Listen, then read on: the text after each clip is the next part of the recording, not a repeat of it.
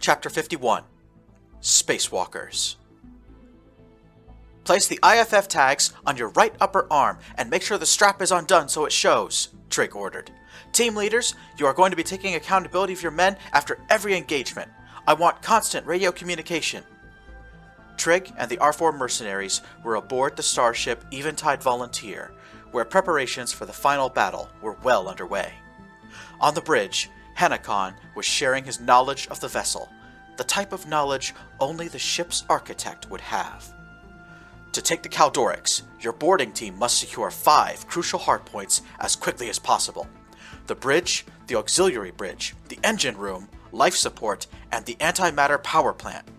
All 5 of these chambers have scuttle charges embedded in the walls that you need to disable. Once you've taken these areas, you can use life support controls to systematically vent the rest of the ship into space, 1 chamber at a time. That'll kill the rest of the crew, assuming they don't surrender. How many men in the enemy crew? Commander Mikab asked. Anywhere between 500 and 2,000, depending on whether Camber is running with a skeleton crew or the full complement. It should become apparent once they've been boarded and start to react. We'll have 30 soldiers for the boarding team, Anfel said. That gives us 5 teams of 6 men each. Where's our entry point? Selborn asked. Here. Hannakon brought up a holographic diagram of Kaldorix and gestured to a large waste disposal airlock. Cascade will open the door for you. All you have to do is walk in. You make it sound so easy, Captain Cantor grumbled. We have given ourselves every advantage, Tactical Officer Brulan replied. We are fighting on a battlefield of our choice. We control the terms of engagement, and the enemy is already exhausted. It's now or never. Ponico entered the room and passed Trig a submachine gun. As promised, you and I are taking a team to rescue Tenna, the old man said. Hannakon heard this and pointed at the hologram once more. The brig is here, Hannakon explained, 1 deck below this rail of escape pods. It's on the same life support network as the engineering module, so I implore you, refrain from spacing this deck until you've swept the brig for the girl. After some discussion, Captain Cantor agreed to let Commander Mikab be the commander of the boarding party. The only R4 mercenaries joining the mission would be Trig, Ponico, and Glossum. The rest would remain aboard the Resonance Cascade, which was currently docked inside the Volunteer. In the Volunteer's cavernous cargo bay, a grand total of 33 fighters, including Trig, donned their spacesuits and connected their umbilical cables, breathing air supplied by the ship until the final moment arrived. Each mercenary was wearing a personal maneuvering unit on their back, although Trig preferred to call them flight packs. These devices would allow the men to fly under their own power in space for the first few minutes of the boarding action. Trig was the only person who did not have one. You're a kid, and we don't have time to teach you how to use these things, Ponico explained. Instead of flying on his own, Trig was given a different way to reach Kaldorix. The crew of the Volunteer had constructed a very simple spacecraft. A cylinder with an engine attached at the bottom, plus handholds, footholds, and a tether for Trig to secure himself with. He would ride into battle clinging onto the side of this small rocket. You see this big-ass metal thing on the front of your spacesuit? Anfel told Trig. This is an electromagnet. Machined it myself in the Volunteer's shop. Push this button on the left side of your suit to turn it on, and you'll basically glue yourself to the drop pod. That way you won't fall off. What's the catch? Trig said. Well, electromagnets take a shit ton of electric power, Anfel explained. So it'll only work when your umbilical is connected to the drop pod. After that, it's useless, except as an extra layer of armor. Hannakon says the Kaldorix is running on 0.5 G. Maybe I'll just ditch the magnet once we're aboard. Gotta stay mobile. The Eventide Volunteer switched back to its original transponder, resuming its identity as a Sutherian ice hauler. Inside the cargo bay, the crew of the Resonance Cascade made their own preparations.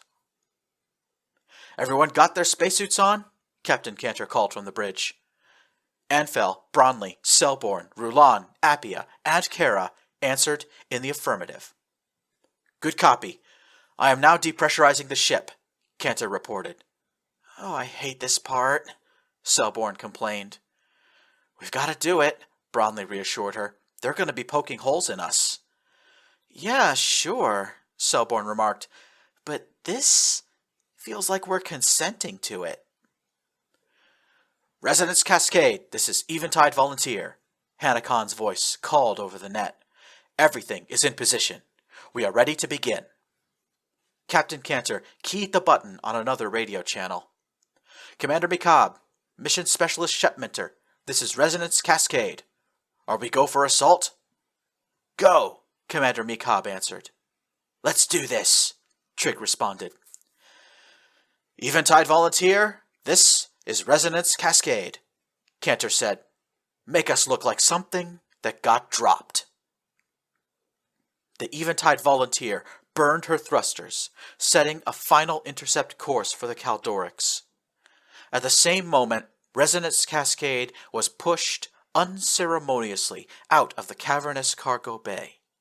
Looking out the cockpit window, Cantor took one final glance at the many thousands of cargo containers, trying to spot the boarding party. Then, Cascade was in open space, tumbling end over end in low-power mode, seemingly out of control. Using an open channel, broadcasting his voice to the entire star system, Commander Mikab began to speak. "Attention! This is the Sutherian hauler Eventide Volunteer calling all vessels within range. This is an MSI regulation-compliant legal notice that we are on approach to a loose cargo container with a valid salvage claim. Any interference with our actions or our property will result in civil action." Resonance Cascade tumbled through space. Tens of thousands of kilometers away, the Caldorix and her escort reduced thrust. After 5 days of harassment and alert, the Nagyari crews were exhausted. Looking at his mission clock, Cantor saw that it was roughly 2:30 in the morning. There was a chance, however small, that Alex Camber was trying to get some sleep right now. This was when enemy response would be the slowest. "Any minute now," Bronley whispered into the radio. "Any minute now." Cascade was now so close to Caldorix that her weapons were in effective range. Cantor took a deep breath, then yelled, "Let fly!"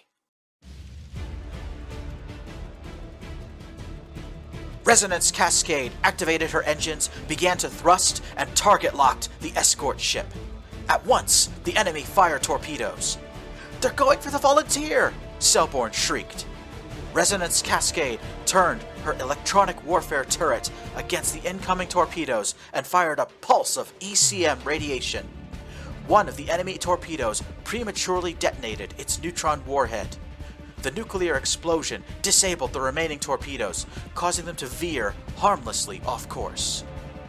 Inside the Volunteer, Commander Mikab shouted to his team, "Good hunting, men! Now do your worst!" Eventide Volunteer applied maximum reverse thrust, and everything happened at once. Synchronized to a coded go signal, all of the cargo containers in the hold began to break free and fly into space. In a matter of moments, roughly 65,000 cargo containers of varying size had departed the Volunteer, falling chaotically through space in a hailstorm of metal. All of them were falling toward Caldorix at high speed. Mixed into this constellation of death were 32 spacewalkers and a drop pod.